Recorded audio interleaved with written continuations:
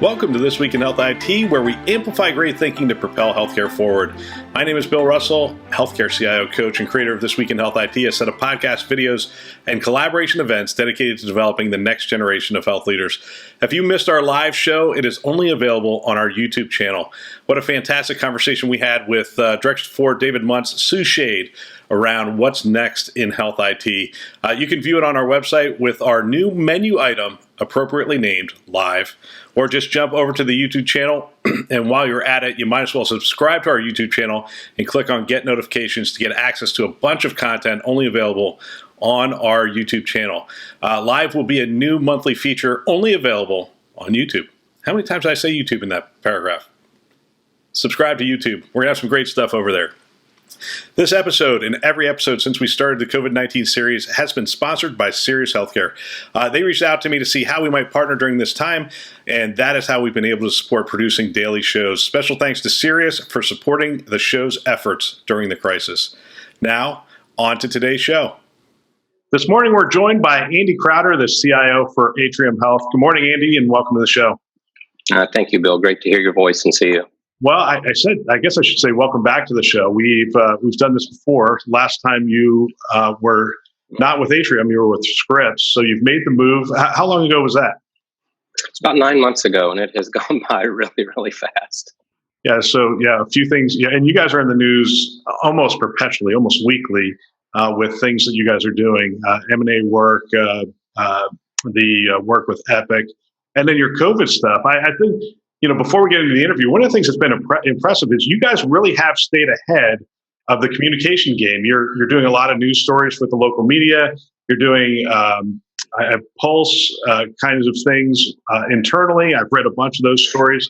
They're fantastic. So you're communicating really well with the community around you, the community of caregivers. It's really impressive. Give us a little bit of an idea of how you guys approach communication. Yeah, Michael Parkerson, the Chief Marketing Officer, who I think he's about 3 months ahead of me, joining the organization and part of the Strategy and Transformation Office with Dr. Shrestha Rasu, I think have done just a phenomenal job of communication, both internally and externally to the organization. We've got agile sprints and huddles going multiple times a day, and the content and the richness of that content with our caregivers has just been phenomenal. Dr. Katie Passateri, Dr. Scott Rissmiller, those that have led the virtual hospital. It has been really, really meaningful and I think comforting to our community. It's a place where, and Gene Woods will say, it's part of our brightest shining moments in Atrium Health's history are being witnessed right now in the community and on a national level. It's a real sense of honor and pride. Yeah, and I wanted to bring that up. I'd love to interview him at a future time because you guys have done a great job around that. And one of the things I've been talking about on the show is how important it is for the health system to be the trusted source of information for that community. People are like, I can't trust this source, can't trust this source, but they can trust their local health system, and you guys are doing an exceptional job in that area. Michael would be a great interview candidate. He's a phenomenal partner. Office is right across the hall from mine when we were in the office. And I've probably spent more time with him and his team on the MarTech stack and part of our digital components over the past 90 days than I ever did in my past. Yeah, well, so we're going to talk about emerging from the pandemic. We're going to, but before we really get to that, I want to, because we haven't talked before on the show about this. So what are some of the things that, how did you guys experience the pandemic for the first, 30 or 60 days? Yeah, if I look back at it, it's a little bit of a blur still, and you have to take times to stop and pause and be reflective. But, I think for all of us in leadership roles and frontline staff, for at least for the groups that I've been engaged with, it has felt like some of the most meaningful and significant work probably of our careers. The way that our caregivers, providers, and support staff have come together to provide critical service to our customers and communities has just been nothing short of inspiring. What's been interesting, and we call it either bimodal or agile or whatever you want to say, but what used to take weeks, months, and even a year to get done, we've been able to move through barriers and get things done in hours or days. Virtual hospital was stood up in 5 days. It's been incredibly meaningful, and I think significant work that when we look back at the end of our careers, we're going to be so excited about the things that we've been able to do as a health system and as an industry. I think a couple of things that emerge for me is that have been really significant to catapult what we've done as an organization and industry.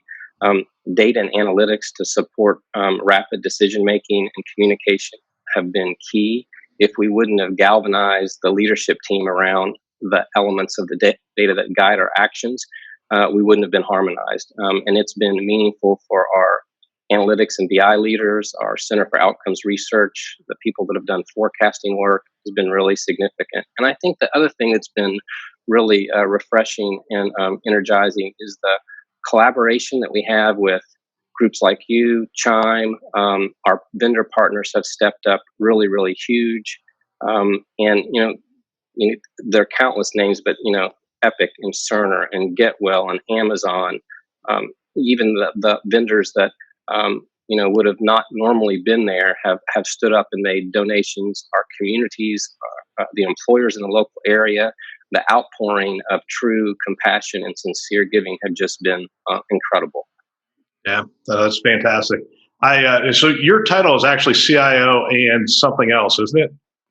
Yeah, it's Chief Information and Analytics Officer. I think most of CIOs feel like they were doing that already, but it was a call out to the importance of analytics to guide our decision making and really, forecast and help predict what we do in the future.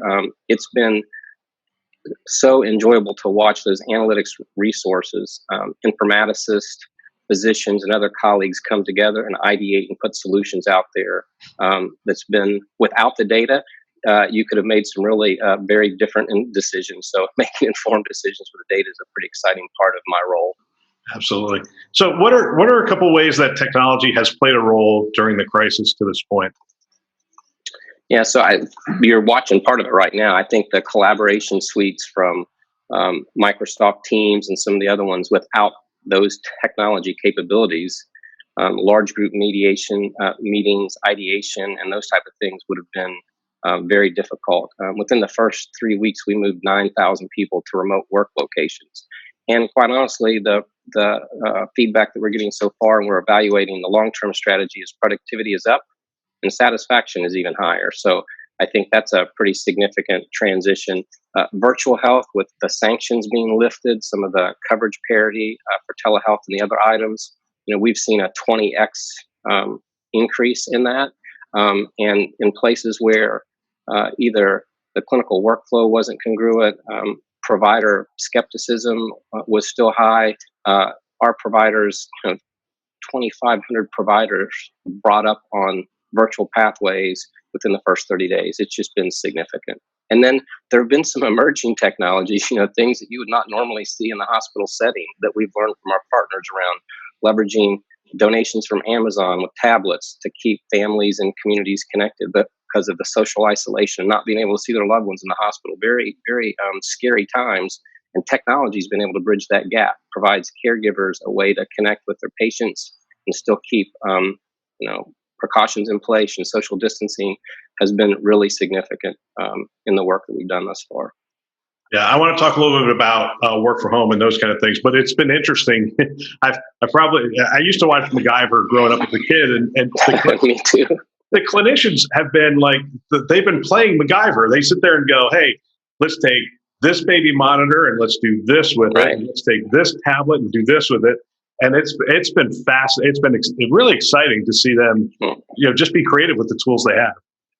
Yeah, a great interview for you to do. Just a shout out to Dr. Andy McWilliams in the Center for Outcomes Research and Becky Fox, our Chief Nursing Informatics Officer, have done some pretty significant work to really connect with families and patients in ways using technology that you get at Target or off Amazon.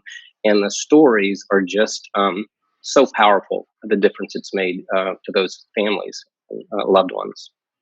So your IT staff is working remotely. Let's talk about how you're thinking about bringing them back to the office, or if you're thinking about bringing them back to the office. I mean, what are your thoughts at this point? I do think it depends on who you're talking to. We're doing a pretty exhaustive assessment of our enterprise work remote strategy, as almost every organization is doing right now. We moved 9,000 teammates. Those were the ones that weren't in direct patient care. If you look at the statistics, I think IS is about 90% remote. And the majority of the feedback that we've gotten so far is positive. When we look at our statistics, productivity is actually up. We've been able to stay on track with our core enterprise initiatives, the Oracle Cloud solution that we're doing for ERP, our Epic initiative. People have been able to get through certification thanks to Epic lifting those sanctions and providing virtual training for our teammates. I think the benefits are significant. I know personally, if you talk to my leadership team, once you get used to the work-life balance and how to put those things in place, the productivity increases are pretty significant. So we're going to, for the teammates that we moved remote, predominantly those back office, call center, contact center, IS, HR, those type of functions, we're going to leave them remote till June as it stands today. We've got a broad brush assessment going on at the leader level, at the staff, to determine the pros and cons, impacts to KPI and cost. And then we'll be making some long-term recommendations by the end of the month. We're also collaborating with all of our local community leaders as part of our outreach to them from an employer support point of view, and that's been meaningful. Yeah, with some of my clients, we've started to craft surveys to people, and I think it's surprising some CIOs to think, wow, people really love this, and they do. Generally speaking, it's new, it's different, and they're enjoying work from home. But the thing that's surprising them is just as many people are saying, hey, I'd like to continue to work from home. There's a whole bunch that are saying, hey, bring me back to the office. I miss the face to face. I miss being with my colleagues. So it'll be interesting to see how this plays out. Have you guys started to explore safety precautions if you do bring them back to the office? Yeah, of course. There's all of the anything from alternate work days, making sure that you've got the facilities set up for social isolation for those that are required to be on site. There's a percentage of our staff that have to be on site, so we put those precautions in place. Hand hygiene, appropriate PPE, looking at the way the facilities are outlined or laid out, symptom tracking and tracing those that have tested positive. All of those things are in play right now. Yeah, so you guys had a lot of things going on prior to this. All we had to do was just take a look at the news. You had Epic, yeah. You had some Oracle stuff. You had you guys are mixed environment with your M&A. You end up with right. Some Cerner and some other things in place. So you were really brought in there to harmonize that environment. So yeah. Do you intend to, first of all, I mean, what's the status of that work? Where are you thinking it's going to go at this point? Yeah, so our teams have done. Couldn't be prouder of them. They've found ways to get work done in not the way that we did them before. So the way that we run meetings, the way that we integrate with our Epic teammates, our Oracle teammates to go get build done, and thankfully, all of those initiatives are on track, and quite honestly, under budget in certain areas because we're not doing the travel, and the travel is a pretty significant component of it. And so I think that there are those that do miss some of the time with their colleagues and teammates. And I was talking to Carl Dvorak the other day, and he was mentioning that productivity increases in certain areas, but also what's it mean from collaboration and free collaboration. So I think we'll have some work to do to figure out how to keep that sense of community and connectedness there. And we're certainly going to leverage best practice from outside of industry as well. There are many of those that have been well ahead of us for work remote type configurations, and we're going to leverage all of that we can. So, coming into this, we were really a different environment than coming out. Do you anticipate? I mean, I'm sure there's going to be some new post-COVID projects that kick in. Right. How do you intend to prioritize the work going forward to make sure that really it can all get done? Yeah. So early on when I joined the organization, there was a significant focus on IAS governance and alignment to leadership structures. We put that in place the first couple of months, and it's been really instrumental in helping us prioritize our long-term roadmaps and our short-term tactics and strategies.